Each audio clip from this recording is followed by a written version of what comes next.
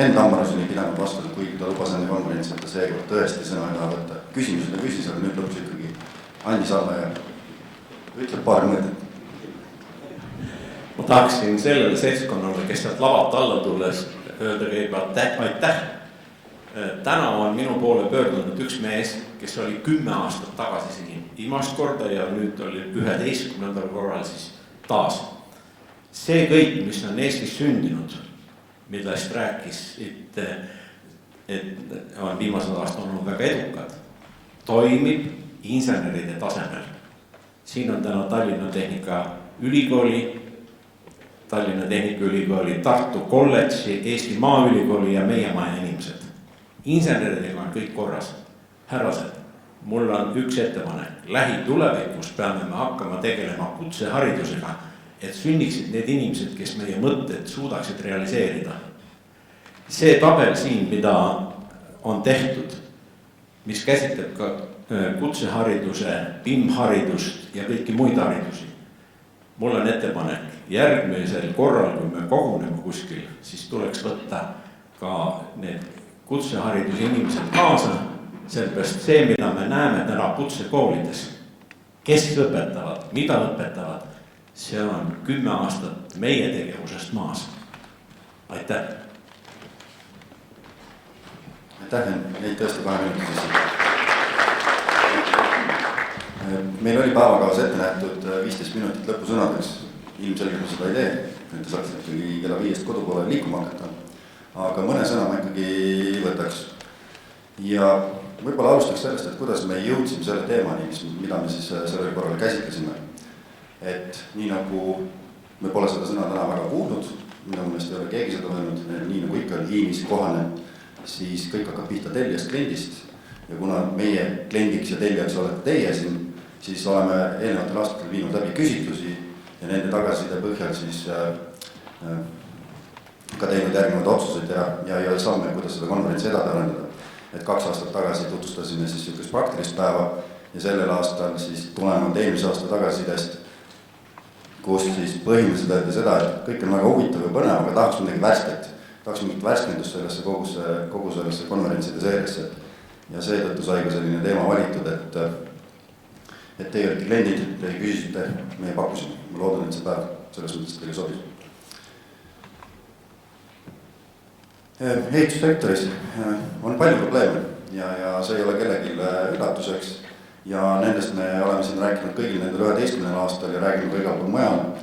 Et ei ole väga eriline, kui öeldakse, et same shit, different day, et siin tekib muidugi küsimus, et kaua me sellel samal nagu teemal jaurame, et võib-olla oleks mõistlik nagu mõelda, et kuidas me siis nendest probleemidest või kuidas me nendele probleemidele võiksime leida lahendusi.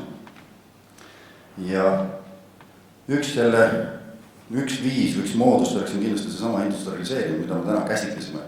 Et mis ta on, ta oma sisult on tegelikult protsessi innovatsioon.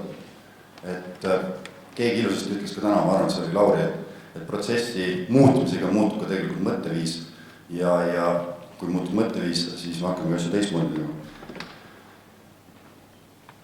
Selle protsessi innovatsiooniga, mida me siin täna käsitlesime, on seotud väga palju erinevaid teemasid, et me rääkisime siin platvormidest, me rääkisime tehaseks tootmisest, andmetest, andmeteadusest, kõigest muust sellest, aga mis on minu meelest nagu see võtmesõnum või mis on hästi oluline, on see, et ükski see asi ei saa juhtuda selliselt, et me teeme seda individuaalselt, vaid pigem ikkagi koostöös. Et see käis ka ilusasti siin paneeldiskussioonis läbi, kus siis toodi välja, et mitte ainult, ütleme siis, meie valdkonna sisene koostöö ei ole oluline, vaid pikas perspektiivis ka tegelikult peaksime hakkama valdkondade üleselt koostööd tegema. Et ehitus peaks olema rohkem avatud ka tegema koostööd, miks mitte Tartu Ülikooli siis tuleva selle andmeteaduse magistriprogrammiga. Et miks mitte mõelge selle. Ehk siis interdistsiplinaarsus. Täna oli natukene ka sellest, ütleme, paneeldiskussiooni teema oli tegelikult selles, et kas me peaksime muutma mõttemalli. Et kui te minult küsite, siis ei ole kahtluski, kindlasti peaksime kõik hakkama mõttemallidest pihta, see, kuidas me millestki mõtleme või aru saame, see mõjutab väga palju sellest, kuidas me käitume. Näiteks, kas keegi oskab arvata, miks me seepi kasutame käsitesta? Mis on tüüpiline vastus? Hügieen, et see tapab bakterid. Uurigi Google'ist järgi tegelikult see nii ei ole, et me kasutame seepi selleks, et pidevalt pesemisest me lihtsalt kuidas siis, ei tekiks sellist nagu karestat või see, ütleme, nahkis ei järjituks. Et pigem on ikkagi see hõõrumine, mis neid bakterid sealt eemale tõrjub.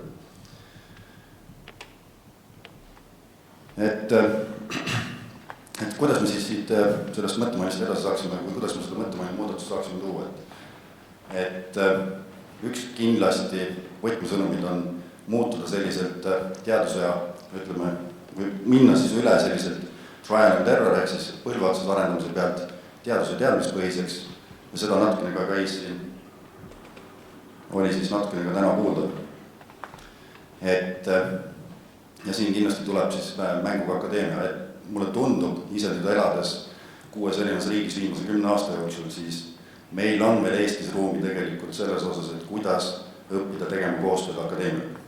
Et viimastel aastatel väga palju toimub arendus just erasektori poole peal, meil on alaliidud, kes on hästi aktiivsed, meil on tekkinud tellijate esindajad, kes on kokku tulnud ja üritavad PIM-nõudeid siin kehtestada. Meil on palju muid selliseid institutsioone, aga selles suures pildis ma ikkagi näen nagu sellist head koostööd ülikoolide vahepeal. Ma arvan, et siin on kõvasti areneda, et kui me võtame näiteks Taani, siis Taanis, kui ma nüüd numbrites ei eksi, siis 70-80% doktorantidest, kes lõpetavad, on tegelikult tööstusdoktorantid. Ehk siis nad on ettevõtetes pool aega, teine pool aega nad akadeemias ja nad loovad siis sellist ühisväärtust nii akadeemilises võtmes kui ka siis selle konkreetse ettevõtte võtmes. Ehk siis lahendavad neid probleeme, mis on ettevõtetel just päevakorras.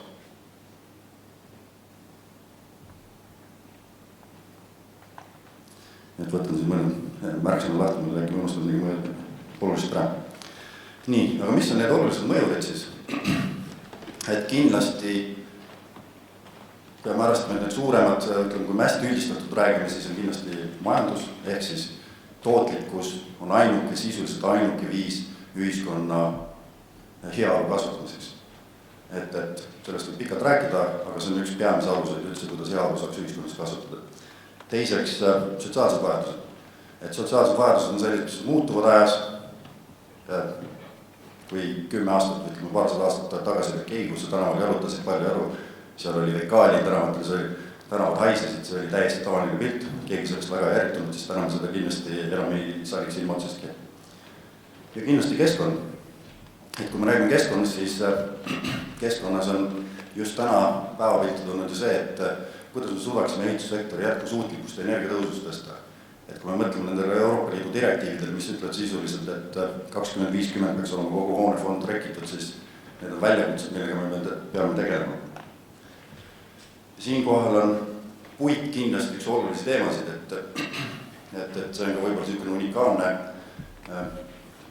unikaalne olukord, mis meil siin Eestis on, et ma natukene põhjendan selles mõttes, et kui te mõtlete, miks nüüd puit on järsku tõusnud maailmas väga aktuaalseks teemaks, siis see põhjus on tegelikult need kasvavad jätkusuutlikkuse energiatõususe nõuded, sest puit on ainuke materjal, mis seob endaga CO2, kõik teised emiteerivad, eriti betoon ja terased.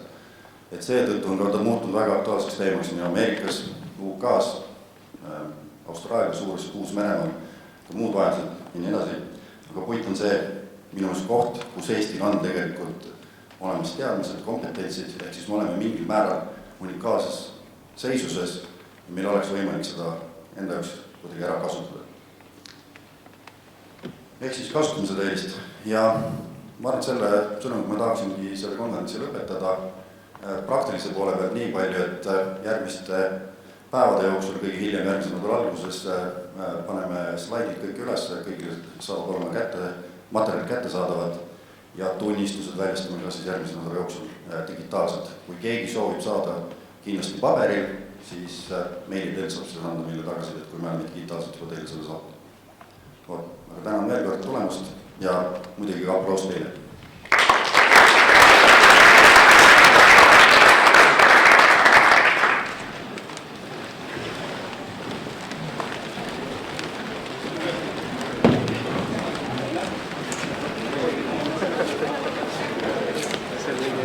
Alas, lahutus.